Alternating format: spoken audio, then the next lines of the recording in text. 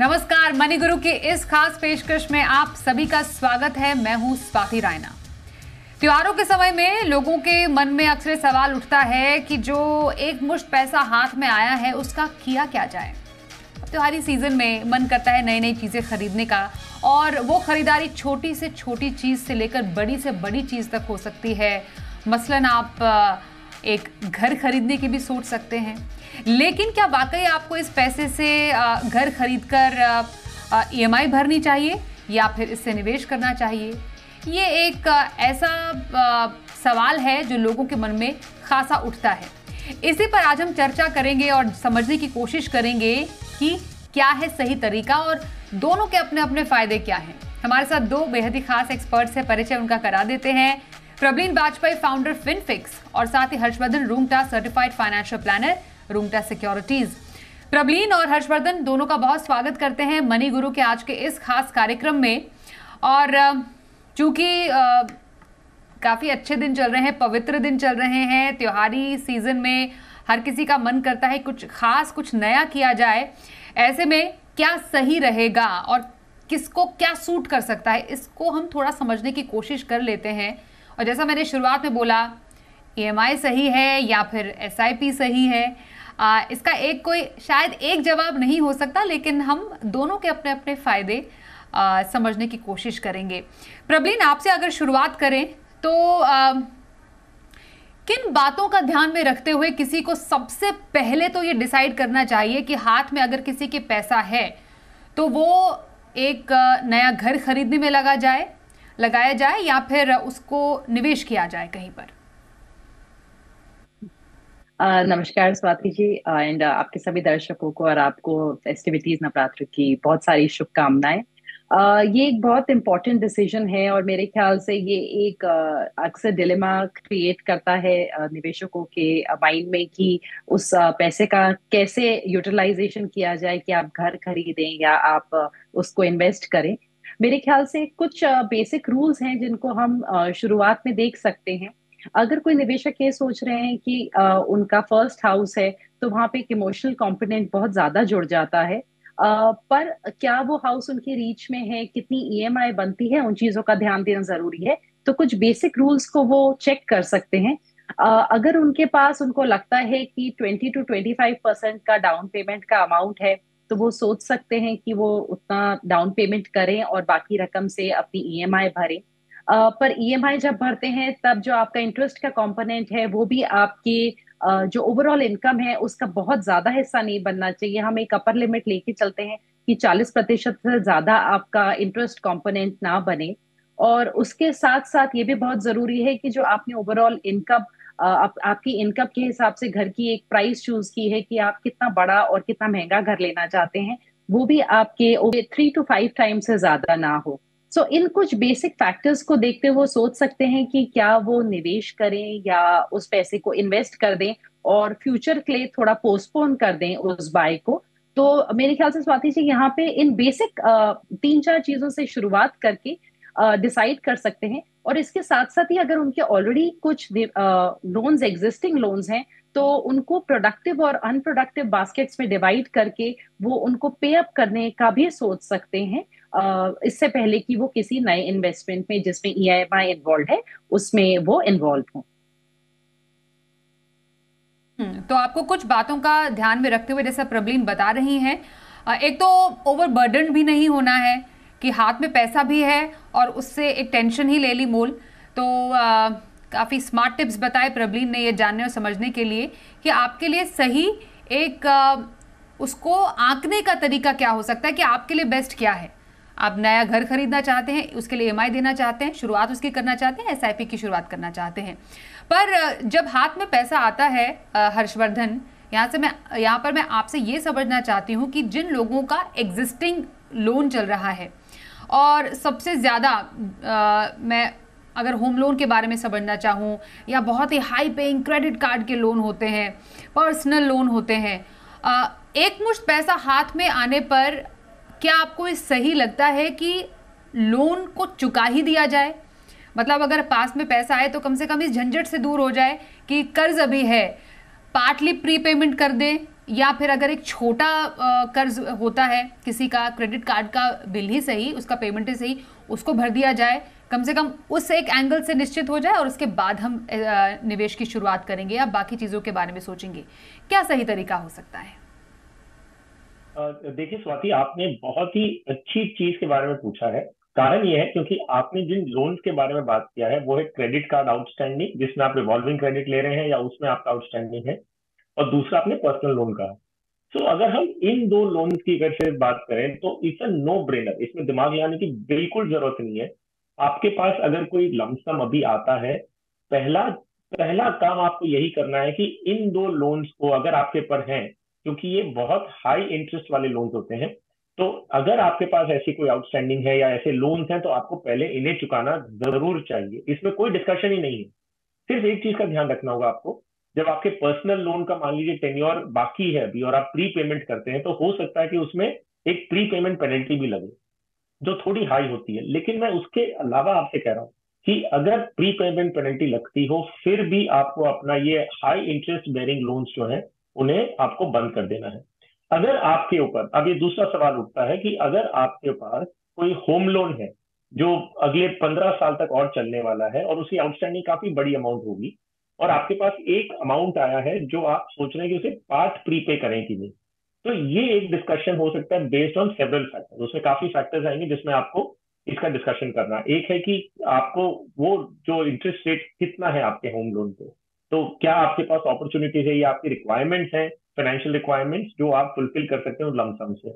दूसरा आपको देखना है कि जो आप इन्वेस्टमेंट, जो आपका ईएमआई जा रहा है और जो सालाना आपका इंटरेस्ट है, उसमें आपको जो टैक्स ब्रेक्स मिल रहे हैं, तो क्या उतने आपको पूरे हो रहे हैं। अगर हो रहे हैं पूरे तो आप शायद उसे कंटिन्यू कर सकते हैं।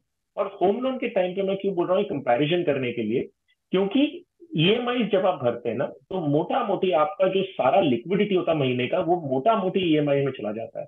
जो आपकी फाइनेंशियल रिक्वायरमेंट होती है लाइफ की, वो फुलफिल करने के लिए आपके पास कॉर्पस शायद या सरप्लस महीने का नहीं बचता हो। तो ये मौका उस समय मिलता है आपको कि जब आपके पास लमसम आ रहा है कि आप थोड़ी फाइनेंशियल नीड्स के लिए पैसे जमा करें। तो सिर्फ जब होम लोन है तब आप इवेल्युएट करेंगे। अगर आपके पास क्रेडिट कार्ड की आउटस्टैंडिंग है या पर्सनल लोन्स है, ये दोनों जो ऐसे लोन्स हैं ये बहुत हाई इंटरेस्ट बेरिंग है। इसमें कोई भी आपको कंपैरिजन करने की जरूरत नहीं है, सीधा जाके वो लोन बंद कर दीजिए। अगर उसमें आपको प्री पेमेंट पेनल्टी लगती है तो भी आप ये लोन पहले बंद करें। ओके, तो आपने कुछ बहुत ही सही तरीके बताए इस बात को समझने के कि आपको कब लोन का प्रीपेमेंट करना चाहिए और कब आपको अलग डिसीजन लेना चाहिए। इस बेसिस पर आप एक सही निर्णय ले सकते हैं। अब प्रबलीन, मैं आपसे एक और स्मार्ट एक कैलकुलेशन समझना चाहती हूँ। मानिए किसी का 50 लाख का होम लोन चल रहा है और 20 साल का होम लोन है 50 लाख का, और उसी के अकॉर्डिंगली उनका ईएमआई बनता है, उस पर फिर जो एडिशनल इंटरेस्ट आप देते हैं, ब्याज बन रहा है, और फाइनली आपको 1 करोड़ के घर पर आपने 50 लाख का होम लोन लिया है। क्या हम ये जो हमारा एडिशनल इंटरेस्ट जाता है किसी एक पूरे लोन के टेन्योर में, उसको क्या हम एसआईपी करके सेट ऑफ कर सकते हैं? अब मैंने जो आपसे सवाल पूछा है, आप अपने जवाब से उसका मतलब जरा दर्शकों को समझाइए कि मैं क्या कहने की कोशिश कर रही हूँ कि अगर आपने जितना भी इंटरेस्ट, एडिशनल इंटरेस्ट पे किया है, क्या हम उसको स्मार्टली इन्वेस्ट करके end of that 20 year tenure उतना ही कमाई भी कर सकते हैं एसआईपी से? कैसे हो सकता है ये? जी जी, बिल्कुल स्वाति जी, आपने बहुत अच्छा एक्चुअली एक माध्यम है निवेशकों के लिए। होम लोन हम सबकी कहीं ना कहीं एक रिक्वायरमेंट रहती है। जो भी इंसान एक रेगुलर कैश फ्लो के थ्रू अर्न कर रहा है वो अपना घर मोस्टली एक होम लोन लेके ही बनाते हैं। और होम लोन की दरें इंडिया में करीबन 7 to 9%, पहले तो 10 से 11% भी रही है, पर अभी हमने जो रिसेंट हाल ही में देखा है अराउंड 7 to 9% का हम इंटरेस्ट रेट उस पर पे करते ही हैं। अगर हम 9% की कैलकुलेशन से चलें तो हमने अगर 50 लाख का लोन लिया है तो जो हम 20 साल में ओवरऑल अमाउंट पे करेंगे वो 1 करोड़ 8 लाख के करीब होगा। और इसमें से करीबन 58 लाख जो है 58 लाख तो आपका इंटरेस्ट होगा। यानी कि 20 साल में जब आप अपना लोन पे कर रहे हैं तो आप जितना अपना असल दे रहे हैं उतना ही, बल्कि उससे थोड़ा सा अधिक आपको इंटरेस्ट देना पड़ता है। और ये एक ऐसा अमाउंट हो जाता है जो बहुत लोगों को डेफिनेटली पिंच होता है, बिकॉज हम अपनी हार्ड अर्न मनी से ये पूरा इंटरेस्ट पे कर रहे हैं इन 20 सालों में। बिल्कुल। मैं प्रबलीन से पूरी जो कैलकुलेशन है, गणित है, एक बार फिर से समझती हूँ कि आखिरकार कैसे हम एक 50 लाख के होम लोन के ब्याज की भरपाई कर सकते हैं 20 साल के बाद। Prableen, please continue. जी जी। तो अगर स्वाति जी यहाँ पे हम मान के चलें कि उनने एक 7-7.5 हजार की एक SIP डाल और उसको हमने 20 साल तक कंटिन्यू रखा, जिसपे उनको करीबन 12% का हम मान के चल रहे हैं इंटरेस्ट मिला। तो वो एक ऐसी कंपोनेंट है उस SIP से, वो उनके पूरे इंटरेस्ट के बराबर होगा जो उनने 20 साल में पे किया है। इसी तरीके से अगर वो करीबन एक 5,000 की SIP कर दें और उस 5,000 की SIP पे एक स्टेप अप ले लें 8% का, तो भी वो एक ऐसी रकम जुटा पाएंगे जिसका जो ग्रोथ कंपोनेंट है वो उनके इंटरेस्ट अमाउंट को सेट ऑफ कर देगा।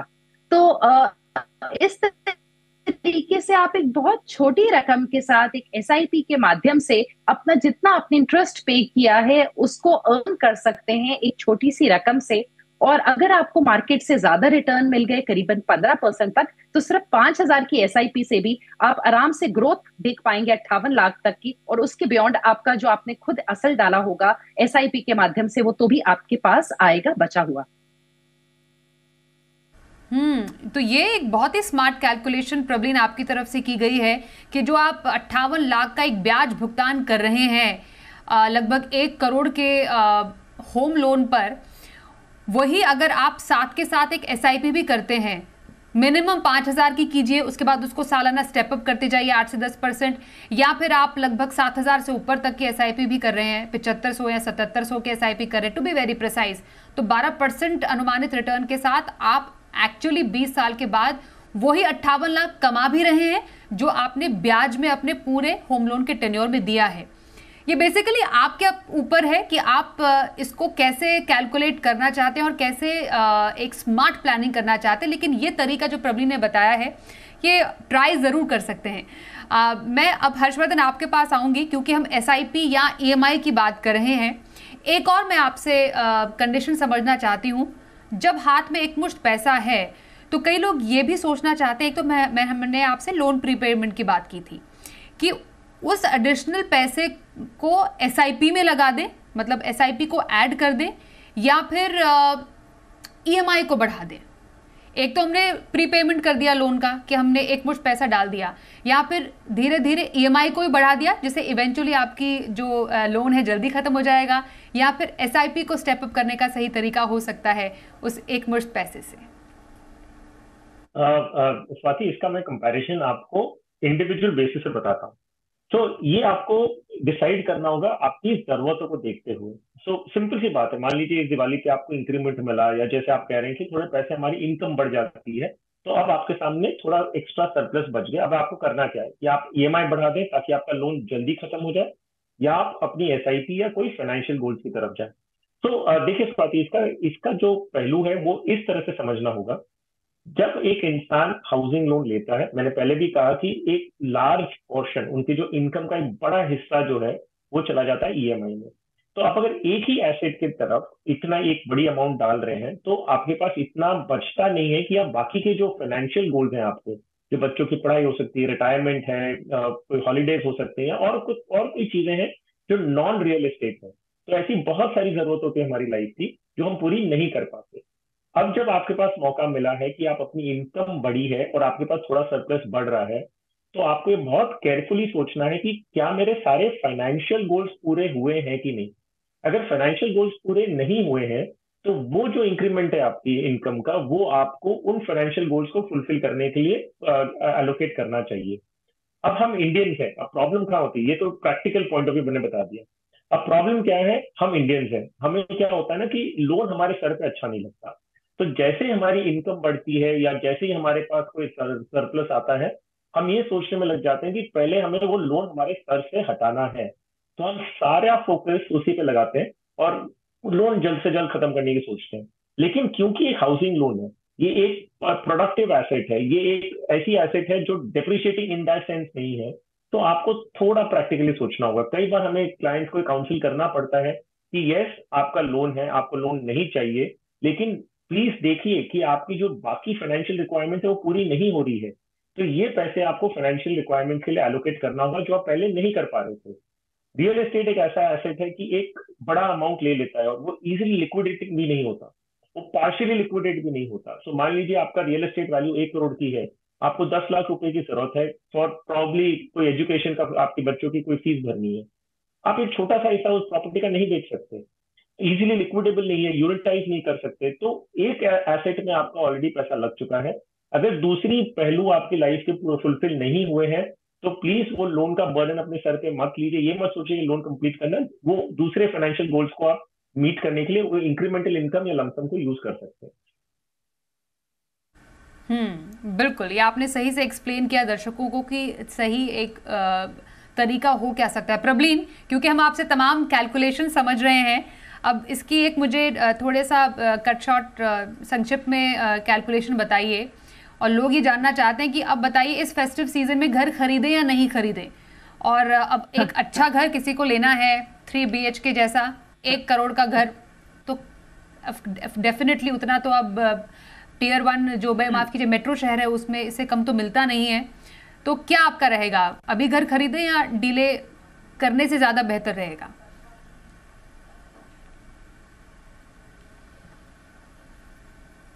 जी स्वाति जी, आज के टाइम पे अगर हम देखें जो रियल एस्टेट मार्केट है इंडिया में करीबन 5 to 8% की हम ग्रोथ देख रहे हैं। बढ़ जाएगी अगर वो पोस्टपोन करते हैं, बहुत ज्यादा डिपेंड करता है क्या लोकेशन है, क्या सिटी है। पर अगर वो ऐसी जगह रह रहे हैं किराए पे जो ज्यादा कन्वीनियंट है और घर सिर्फ साइकोलॉजिकल बूस्ट के लिए एक तसल्ली के लिए लेना चाहते हैं कि हम एक घर ले रहे हैं, पर वो उनके सारे जैसे हर्ष जी ने मेंशन किया बाकी सारे फाइनेंशियल गोल्स को बहुत ज्यादा स्क्वीज कर देता है, तो पोस्टपोन करने का भी देख सकते हैं। अगर 1 करोड़ की आज प्रॉपर्टी है, करीबन 15 साल बाद अगर 6% का ग्रोथ लें तो करीबन 2.5 करोड़ के करीब होगी, और 8% का अगर हम ग्रोथ लें तो 3 करोड़ 20 लाख के करीब होगी।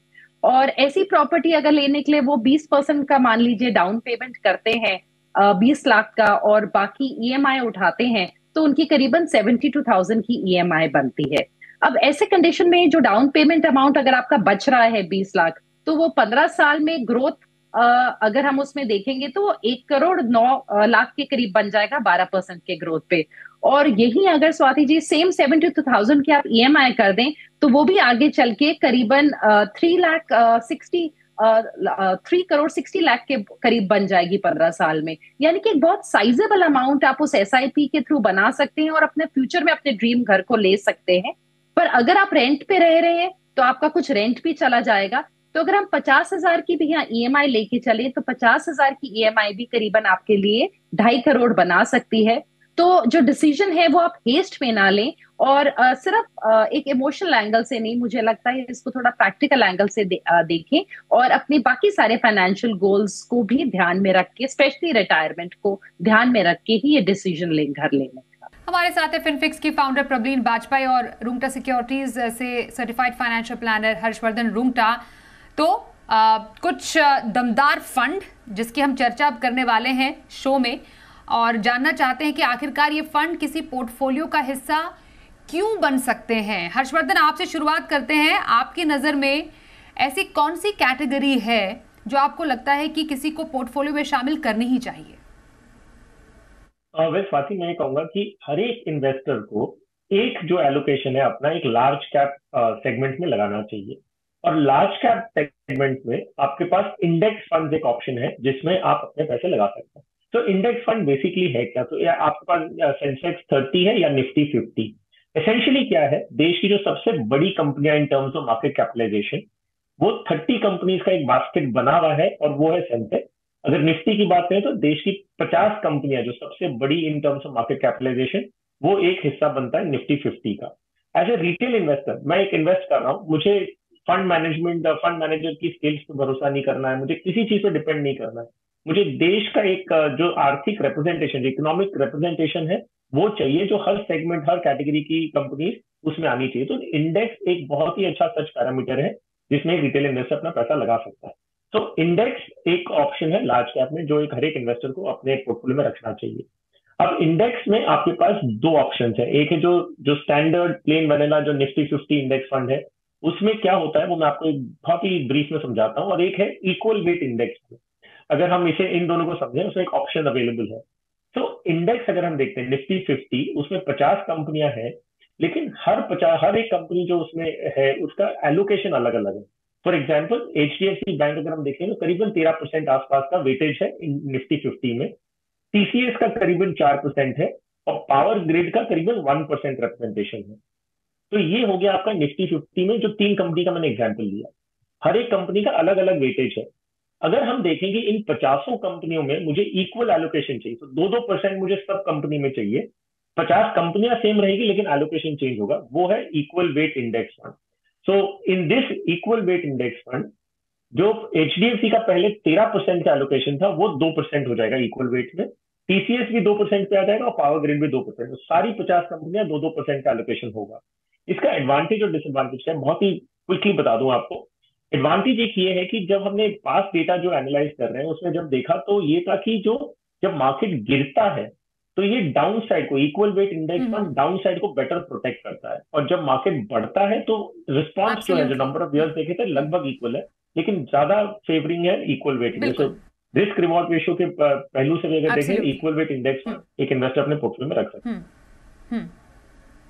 ओके, और प्रवीण आपकी नजर में आपके पसंदीदा फंड्स कौन से हैं? कितने फंड्स बताएंगे आप?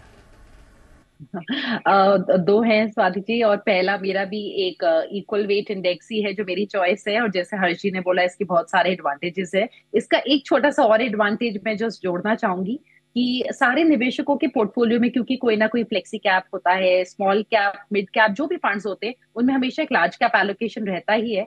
और यही कुछ 4-5 बहुत बड़ी कंपनियां हैं जो निफ्टी की टॉप अगर कंपोनेंट्स हैं उन्हीं में सबसे ज्यादा निवेश होता है।